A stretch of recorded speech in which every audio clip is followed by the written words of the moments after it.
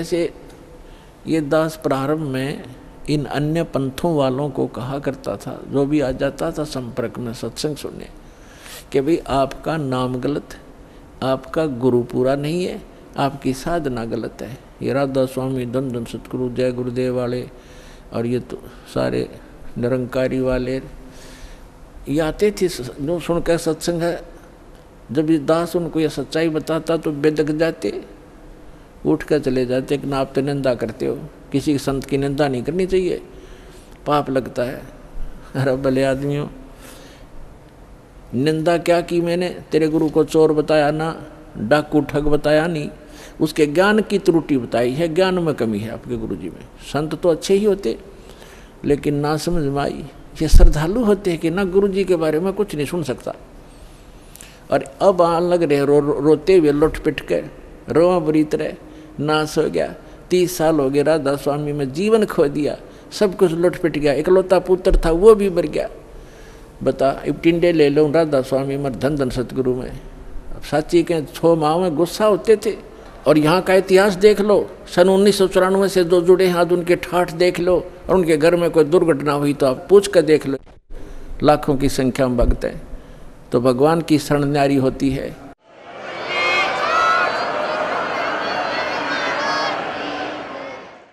एक भगत से उसके सुख पूछने लग जाना, आपका दिमाग फेल हो जाएगा और उसके मुंह का थूक सूख जाएगा, पर उसके गुण भगवान के वो बताने से बंद नहीं होगा आपको, जिसने 5-4 वर्ष से भी नाम ले रखा है। ये समर्थ है, पूर्ण परमात्मा है। इसलिए दास ये रे हो रहा आपके लिए कि किसी प्रकार आपके समझ में आ जा, कबीर इज गॉड। दास का काम पूरा हो, फिर तो आप डूंडा पाट जाएगा, पर विश्व में एक ही रस हो जाएगा कुछ दिनों में। तो रानी क्या कह रही है? परमात्मा ने बताना शुरू किया, बेटा आप विष्णु की पूजा करती हो, विष्णु जी की। कहाँ जाओगे? बता आपके गुरु ने। जी स्वर्ग में जाऊंगी। स्वर्ग में कितने दिन रहोगे? अब सत्संग सुनकर थोड़ा बहुत ज्ञान हो ही जाता है। कहती है जी वो तो जितना पुण्य होंगे, पुण्य अपने पुण्य धर्म होंगे, मेरे पुण्य होंगे, उतने दिन वहाँ रहूँगी। फिर कहाँ जाएगी? पता नहीं, वह मैं बताऊँ कहाँ जाएगी। तो गधी बनेगी फिर अगले दिन में। अब यह बात उसका उत्तर नहीं गला। परमात्मा ने बताया जो साधना आप कर रही हो, पुण्य कर रहे हो, दान कर रहे हो, ठीक है, रानी भी बन जाएगी और स्वर्ग भी चली जाएगी, फिर पशु योनि में भी कंपलसरी जाएगी। और ये आपके विष्णु जी भी नाशवान, आपके शंकर जी भी नाशवान, आपके ब्रह्मा जी भी नाशवान। तो कहते हैं थर पकड़ थर होई। अमर की साधना करने से अमर पुरुष की तो अमर हो सकते हो। तुम नाशवानों की भक्ति करके और सथाई होने की कुचेष्टा करती हो। अब वो रानी कहने लगी, मुंह बना लिया रानी ने, इंदुमती ने, कि महाराज जी ये संत है ना, ये एक दूसरे की निंदाएं कराया करें, और मेरे गुरु जी के बारे में देखो आप कुछ ना कहिए, जो मेरे लिए तो भगवान है। परमात्मा बोले, बेटा अगर गधे ने कोई गाय को है और गधी को कोई ये बताओ ये गधी है, गाय नहीं है बेटी, और वो नौका तो मेरी गाय को गधी क्यों बताता है, तो दुख नहीं मान्या करते। उसकी जांच करे सचमुच क्यों कहा इसने ऐसी कड़वी बात, लेकिन वो नहीं मानी। अपने आत्माओं, अपने बच्चों तक पहुंचने के लिए परमात्मा ने कितना प्रयत्न करना पड़ता है। इन काल के दूतों ने ऐसा उलझा दिया। अब परमात्मा ने बहुत कोशिश की कि बेटा मैं तेरे हित की बात कह रहा हूँ, मैं तेरे गुरु जी को चोर नहीं कहता, गुंडा डाकू नहीं कहता, उनको ज्ञान नहीं है। वो विष्णु जी को समर्थ शक्ति बताते हैं, विष्णु जी खुद नाशवान है, तो आपकी रक्षा कैसे करेगा वो? शिव जी को आप भगवान मानते हो। परमात्मा ने बताया कि जिस समय भस्मागिरी नाम का एक संत भगवान तेरे शंकर जी के सामने ऊपर ने पैर नीचे ने सिर करके 12 वर्ष तपस्या की। आपने पढ़ा होगा पुराण में, कहाँ जी पढ़ रखा है, सुना है, पढ़ा भी है।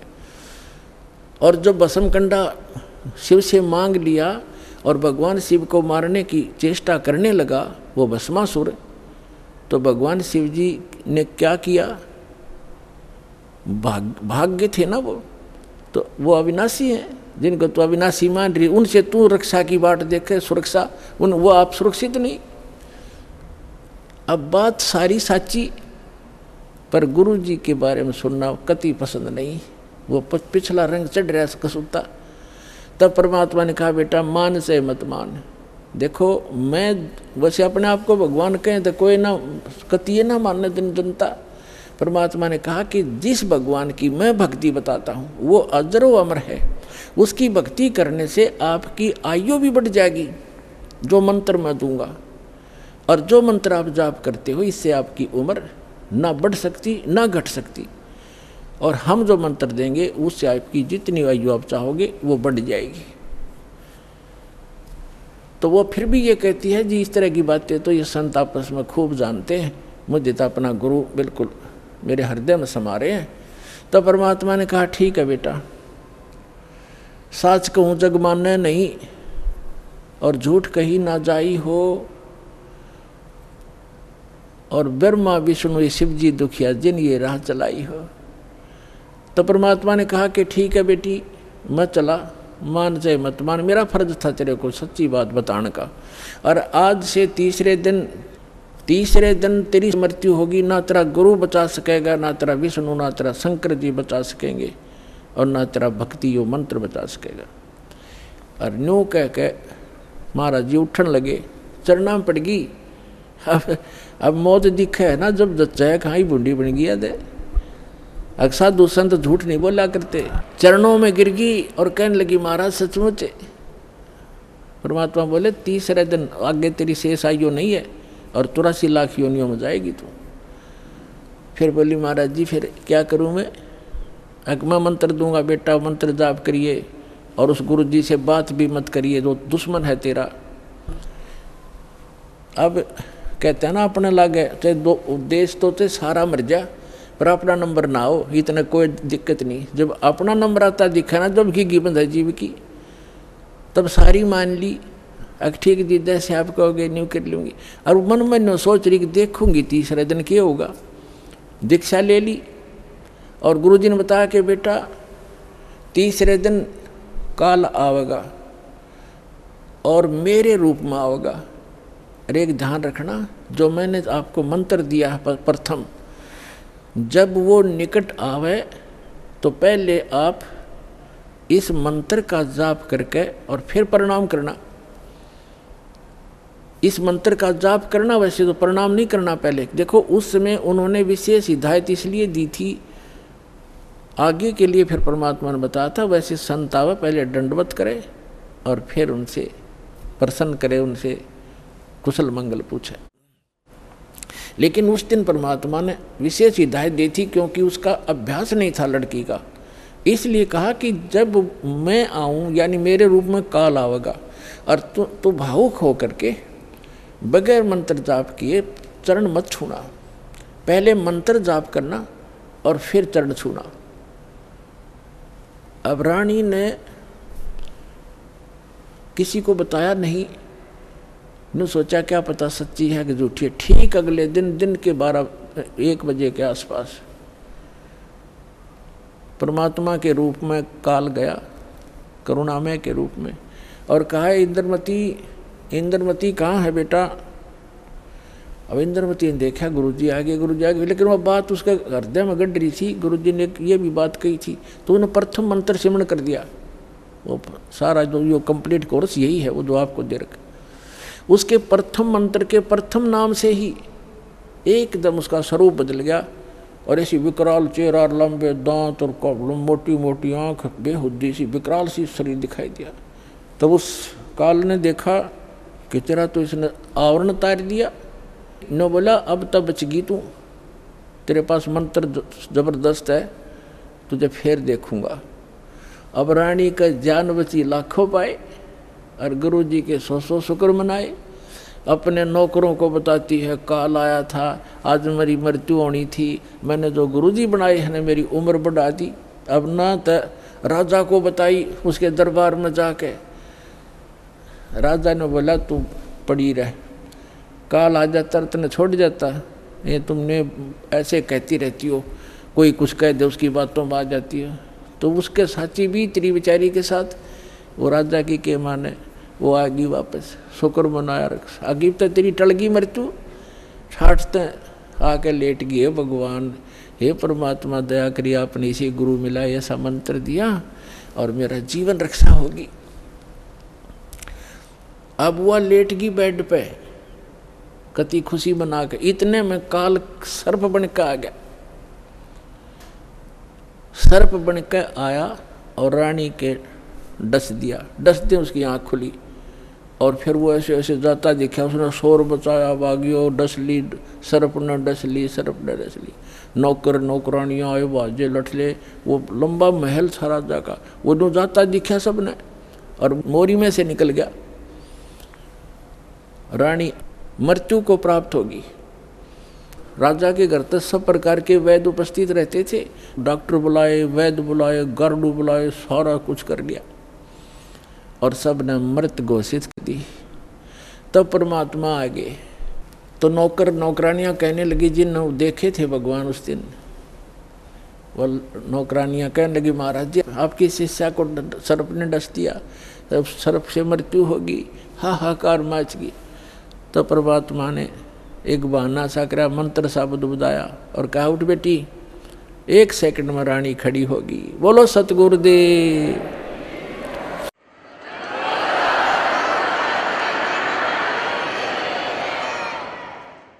परमात्मा ने लीला की। रानी ने पूछा, महाराज ये कौन सा मंत्र था? परमात्मा ने कहा, बेटा बिरोली मंत्र है। बिरोली मंत्र क्या? कि राम नाम जप बिरोली, गुरु की शरण में रह बिरोली। वो तो एक बहाना बनाया था कि इस बालक को बढ़ा दूं, लेकिन वो तो समझ सकती है मंत्र की क्या आवश्यकता उसको। अब रानी की खुशी का ठिकाना नहीं रहा और राजा का भी दच गई, गार्डू भी फेल, वैद्य भी फेल। इतना जरूर मान लिया संत ठीक है, लेकिन राजा की बुद्धि 7वें आसमान पर होती है। पुण्यकर्मी प्राणी होते हुए भी वो दुर्भागी होता है जो भक्ति नहीं करता, और रानी होते हुए या राजा होते हुए जो भक्ति करते हैं, सत साधना करते हैं, चाहे कैसे भी कर रहा है। परमात्मा कहते हैं, चाहे कोई भक्ति करे कपट की और उसको भी अपनाऊं और श्याम दाम दंड भेद से ती फिर सिद्ध मार्ग लाऊं। अब देखो, परमात्मा काल को आने भी नहीं देता, इसलिए आने दिया रानी का जच्चा ना हो या बात। संत जो साची कह गया, परमात्मा ये समझ रहे थे कि या फिर छोड़ दे हो गुरु, दूसरा गुरु आते ही उसके भी चरण छुआ और उसकी भी आरती तारा हो। और पुण्यात्मा, गुरु को तजे भजे जो आना, अर्ता पशुआ को फोकट ज्ञाना। परम संत ने छोड़कर फिर वो नकलियाँ फिर भी आस्था जिसकी है तो वो फोकट ज्ञान है, उसके पास भक्ति है, वो श्रद्धा नहीं बनी उसकी। जैसे पति भरता पति से राती, आन पुरुष नहीं भावे और बसे पीहर में सुरत प्रीतम में, ऐसे ध्यान लगा। यानी गुरु, नकली गुरु को त्यागने के बाद जब आपके समझ, क्योंकि पहले तो आपके पास कोई पैमाना ही नहीं था मापन का, जांच करने का कोई ऐसा वस्तु नहीं थी, विकल्प नहीं था। अब दास आपको पहले संत को जांचने के पैमाने देता है कि इससे नाप के देख लियो जिसके पास ये ज्ञान है कि नहीं। जैसे धर्मदास जी भी पहले ऐसे दूसरी साधनाएं करता था, जब परमात्मा ने उसको सच्चा ज्ञान सुना, वो फिर भी बुद्धि भ्रष्ट हो गई थी बीच में, तो फिर परमात्मा मिले नहीं थे, तो उसने सोचा साधु संत के रूप में मिले थे, कोई भी संत मिलता धर्मदास उसके पास जाता और जाते ही कहता, महाराज जी ठीक सो, कहाँ आजा बच्चा, ठीक है। तो उसने पूछा, जी वो क्या प्रश्न करता था कि ब्रह्मा विष्णु महेश के माता पिता कौन है? तो वो कहता था, अरे ये तो अजरो अमर हैं, सर्वेश्वर हैं, ये कहाँ से बात उठा लिया? तो तभी उठकर चल पड़ता था कि ना, ये संत नहीं है। तो उसके पास एक पैमाना था उनको जांचने का, और जब उसने परमात्मा मिले दोबारा, फिर वो तो पूरा काम उनका होना ही था। तो पहले तो आपके पास कोई ऐसा था नहीं मेजरमेंट टेप जिससे आप उसको नाप सकते थे, तोल सकते थे, जांच सकते थे। और जब पूर्ण संत मिल जाए फिर भी वो नहीं मांझता है, वो तो जीवन नाशक है आपके। हाँ, उनको समझाने की चेष्टा करो। गुरुजी, पहले जो गुरुजी थे कि भक्त, महाराज जी आदर से बोलो, आप गलत दिशा पर जा रहे हो, इन प्रश्नों का उत्तर तो आप दो, और नहीं ताजा मेरे साथ अपना नाम लो, कल्याण कराओ।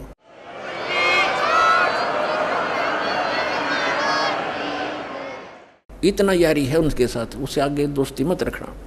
तो परमात्मा ने ये सोचा था कि यदि मैं अब इस काल को नहीं आने देते किसी रूप में, उस घर में झांक भी नहीं सकता काल, तो दाता ने इसलिए छोड़ा था कि वो अपना कर लेगा काम, और इस बेटी का भी यकीन हो जाएगा, नया जीवन फिर नाश कर देगी, बीच में डूब देगी सारी कहानी ने।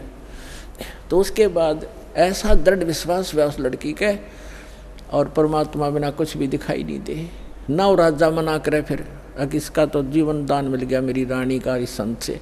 तो परमात्मा आते जाते रहे घर पे, ज्ञान सुनाते, भोजन करके उसको उद्धार करते, उसका धर्म बनवाते।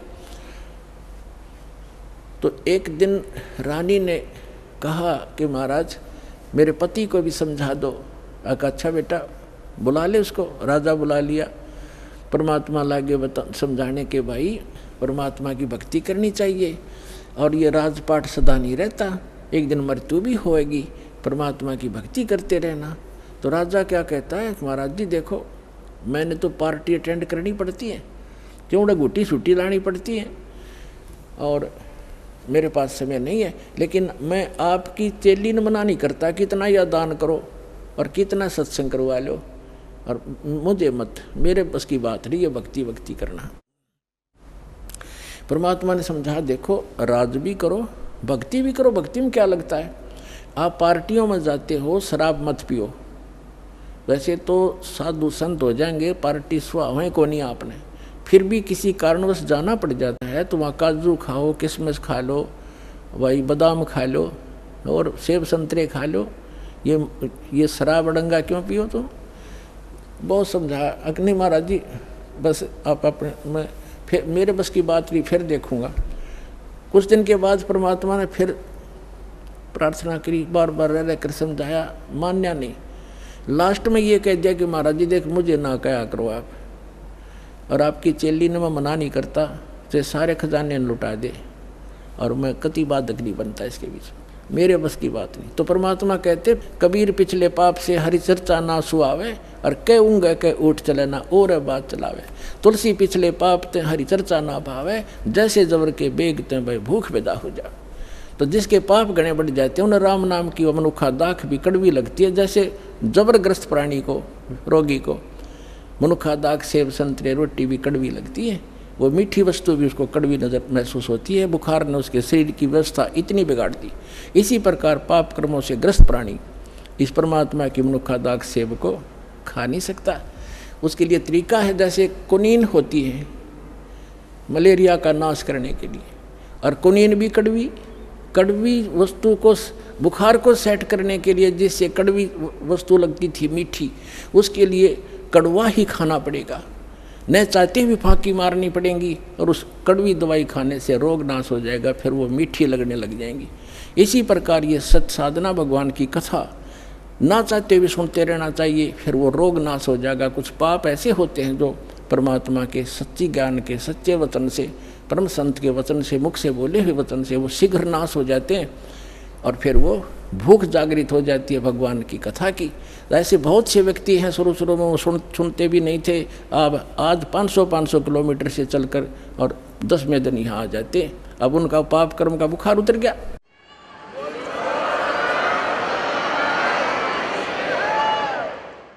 अब परमात्मा ने कहा था कि बेटी आज तू 40 वर्ष की थी जब तेरी डेथ होनी थी। उसने कहा जी हाँ बिल्कुल ठीक 40 वर्ष की थी जिस दिन मेरे को सांप लड़ा, और अब मैं चाहूँगा जब मरेगी तू, काल नहीं मार सकता तुझे। अब वो रानी होगी 80-82 वर्ष की। तब परमात्मा ने कहा, वो 1-2 बार उसने खुद भी कहा महाराज अब मुझे तो भेज दो सतलोक, सारा काम हो लिया। परमात्मा बोले बेटी देख ले कोई पोता पोती में आस्था तो नहीं है तेरी, कार कोठी में, घोड़े कोठी में दैया आस्था रहेगी ना ऊपर, यहाँ तो तू फॉर्मलिटी करेगी, और ऊपर जाकर तो कति तेरी बार दिखाई देगी शीशे की तरह, फिर वो वापस पटकनी पड़ेगी। मैंने अगना जी आप तो अंतर्यामी हो, मेरे कोई मन में नहीं है सब, मैं तो कति फारे घोरी हूँ, अपने ज्ञान ऐसा दे दिया, मृत्यु तो होनी ही है, चलते हाथ पाँव हो जाओ और अच्छा है। तो जब वो 80-82 वर्ष की होगी, 85 वर्ष की, तब परमात्मा ने कहा कि ले चल इंद्रमती सतलोक चलते। अब चलो जी, अब परमात्मा अकेले आए थे और किसी को नहीं दिखाई दे रहे थे, और इंदुमती को दिख रहे थे, वो चलेगी। औरों के देखने लगे, रानी मर गई, क्या हो गया, पेरानी हार्ट फेल हो गया, कुछ भी कहते रहो, वह गई अपन उसको पता भी नहीं तो मरी है। तो मान सरोवर है ऊपर एक, यहाँ पर मान सरोवर है, उस मान सरोवर पर जाकर कुछ दिन के लिए इस जीव को वहाँ रखा जाता है। वहाँ रखने के बाद फिर इसकी भावना देखी जाती है, ये अभी कितनी और कमज़ोर है। तो वहाँ जब मान सरोवर पर जा लिए, उसमें स्नान कराया जाता है। कुछ आवरण जो गंध है हमारे आत्मा के मैल, वहाँ परमात्मा के मंत्रित जल से भी ठीक होते हैं। तो बाहर आकर बैठगी नारनी स्नान करके, और परमात्मा ने पूछा, बेटा अब फिर देख ले, कोई आस्था तेरे नीचे के लोक में तो नहीं किसी की, तेरी संपत्ति में। तो उसके मन में एक बात खटकेगी कि हे महाराज, आपके ज्ञान से मुझे तो बहुत कुछ जानकारी होगी, लेकिन जो मेरा पति है, संसार की दृष्टि में जो मेरा पति है, अब तो मुझे अपने ओरिजिनल पति का पता लग गया। परम अक्षर ब्रह्म वो हमारा पति है, लेकिन शरीर का जो पति है वो बहुत बड़ी आदमी था, लेकिन उसकी नालायकी है मालिक, उसने भजन नहीं किया। लेकिन आज जो मुझे उपलब्धि हुई है उसमें उसका बहुत बड़ा सहयोग है मेरे पति का। उसने मुझे मना नहीं किया, यदि वो मुझे मना करता तो पत्नी तो अपने पति के विवश होती है, वो आपको भी प्रवेश नहीं करने देता समर्थ था, और मुझे भी भक्ति से वंचित करा देता। उस देवता ने कोई बाधा नहीं करी। यदि उसका कोई क्रेडिट बना हो इस काम का, तो मेरी प्रार्थना है भगवान उसको भी शरण में लेना। पुण्यात्मा परमात्मा जान गए कि यह भी कमजोरी है। जैसे कल बताया था, एक वृद्ध व्यक्ति डॉक्टर के पास चला गया, कमजोर सा होता ही है वृद्ध, मांस खत्म, अस्थि पिंजर शेष। डॉक्टर से कहने लगा, डॉक्टर जी मेरी पिंडी भड़के हैं, पिंडियों में दर्द होता है, पिंडलियों में। डॉक्टर ने देख लिया, अब दूर रहते हैं, कमज़ोर वीकनेस के कारण है कि कमज़ोरी है बाबा। फिर कहने लगा, जी मेरी सांथल भी दर्द करती है। डॉक्टर बोला, कमज़ोरी है बाबा। मेरे सिर में दर्द रहता है डॉक्टर जी। डॉक्टर बोला, जी कमज़ोरी है। वृद्ध बोला, मैं खड़ा होता हूँ चक्कर सा आता है। डॉक्टर बोला, कमज़ोरी है। वो वृद्ध गुस्सा हो गया, ने बोला, तू डॉक्टर है गम चक्कर, एक के बाद जाना है कमजोरी कमजोरी, कुछ और भी बतावेगा। तो डॉक्टर बोला, यह भी कमजोरी है, क्योंकि कमज़ोर आदमी ने गुस्सा आया करे, ये भी ड्यू टू कमजोरी है, वीकनेस है। तो पुण्यात्मा परमात्मा जानेंगे अज्ञा भी कमजोरी है जो या बोल रही है आज, जिसके उसके प्रति इसका लगाव शेष है या आप भी डूबेगी। तब कहा, बेटा तू यहाँ रुक कुछ दिन। अब राजा 90 वर्ष का हो गया था, अट्टा कट्टा शरीर, अच्छे खावे खाजू लावे गुटी किसमस बादाम और लाल चेहरा। अब जो सोचा था 100-125 वर्ष तो जिया ही करें न खूब। अब राजा आया, चौक में आया बाहर से घूम के, 90 वर्ष की उम्र होगी थी, और आते ही नीचे उतरा घोड़े से, नौकर आसपास खड़े, अंगरक्षक साथ थे, बाहर से आए थे, और पलंग तक भी नहीं पहुंचा, गद गिरा और टट्टी पेशाब निकल गई। यम के दूत खड़े दिखाई दे, जबान बंद होगी, उसका टाइम आ गया, सेकंड भी नहीं दे, एक सांस भी नहीं दे काल तो, और खींच खींच कर सांस लग गया, टट्टी पेशाब निकल गई, नू आँखें फट गई। वैद्य बुद्धों ने अपनी सारी जंतर मंतर कर लिए, सारी दवाई दे दी, फिर वो समझ गए कि अब इसका अंत समय है। तब परमात्मा ने कहा कि देख बेटी, उस अफलातून की क्या हालत हो रही है, देखो यम के दूत खड़े चारों तरफ और उसको कैसे डरा रहे हैं, उसकी जुबान बंद कर रखी है उन्होंने, अब ये बोल नहीं पा रहा, और धरती तोलता फिरे था, कहे कि नहीं मानने था। तब रानी बोली, देख लो जी मैं क्या बताऊँ आपने, उसने मेरी मदद बहुत कर रखी है। परमात्मा बोले, समझ गए कहाँ या क्या कहना चाहो है। तो कहने लगा, बेटी मैं जाता हूँ। तो परमात्मा आकर प्रकट हो गए वहाँ उनके चौक में। कबीर साहब के आते ही यम के दूत ने हो गए खखाट, एकदम गायब हो गए। राजा होश में आ गया और उसने सामने परमात्मा खड़े दिखाई दिए, चरणों में पड़ गए, और वो यम के दूत आकाश में दिखे, वो नो देखकर कभी भगवान की तरफ देखे। परमात्मा बोले भाई आज तेरा एंड आ गया था इंद्र चंद्र विजय, तेरा सांस शेष नहीं था। ने बोला जी सही बात है। तो परमात्मा बोले अब क्या चाहिए तुझे? अगर जी मैंने भक्ति दे दो, भक्ति दे दो, भक्ति करूँगा। तो परमात्मा अब आँख खुल आदमी की जब पता सच्चा इसमें पक्की यकीन हो जाए कहाँ टिकट कटेगी, तब भगवान दिखाई देता है। कहते हैं दुख में सुमन सब करे, सुख में करे ना कोई। अरे जय सुख में सुमन कर ले दुख क्यों होए? तो परमात्मा बोले 2 साल दूंगा तेरे को, और 2 वर्ष में जो भक्ति कर लेगा तो ठीक से, ना तो फिर तेरी बिरान मिट्टी हो जाएगी। दे के बच्चों ने राजपाठ और बैठ गया माला लेके। 2 साल के अंदर सारी कसर काट ली। कहते हैं जीवन तो थोड़ा ही बला जब सत सुमरण हो, और लाख वर्ष का जीवन लिखित रहनी को। तो इस प्रकार उन दोनों प्राणियों का मोक्ष किया उस कबीर भगवान ने। बोलो सतगुरुदेव की।